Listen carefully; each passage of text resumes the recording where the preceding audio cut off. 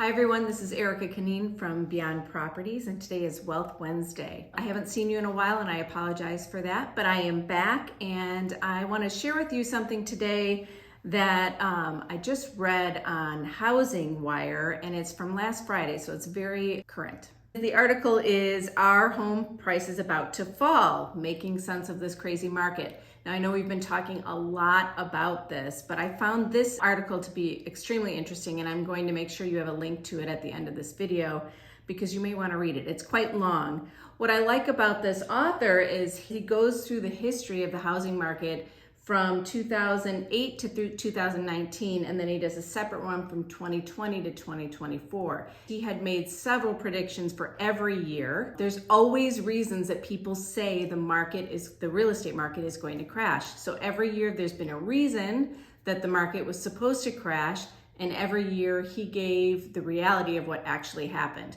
And I think what happens oftentimes with all the things that we read in the media, people start to panic. So it's interesting to see what has happened over time. And he goes through that. I'm not going to go through all of that with you, but I hope that if you're interested, you can read the article yourself. So what's most interesting is that right now he says we are not going to crash because there's too many things happening that will prevent that from happening. We are seeing a little bit of a slowdown in the market, but prices are not decreasing. So I'm just going to take some quotes, and I have lots of pages here. I'm going to take some quotes. And he says, even with some of the recent weaknesses in demand, we haven't seen a significant dynamic shift yet to bring prices down because total inventory data is still way too low. So for example, and he gives some data just from last week, median listing prices are actually up 18.2%. Only 2% of new listings, 11% of active listings, and things are staying on the market. They're leaving the market 6 days faster.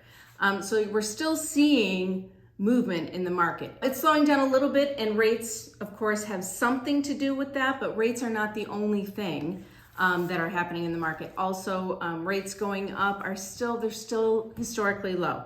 So here's what we need to see before we see home prices starting to fall.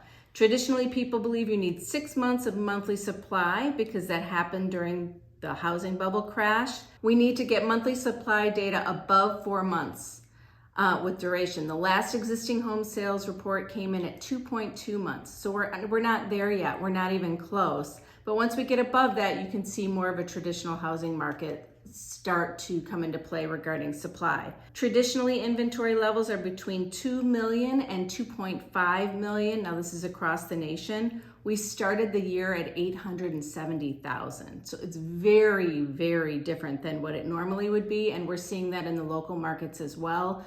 I can tell you in Oak Park, for example, there are 77 single family homes on the market right now. Usually we're in the 300s. So it's a really tight inventory market, and that's keeping prices a little bit higher. So our home price is about to fall.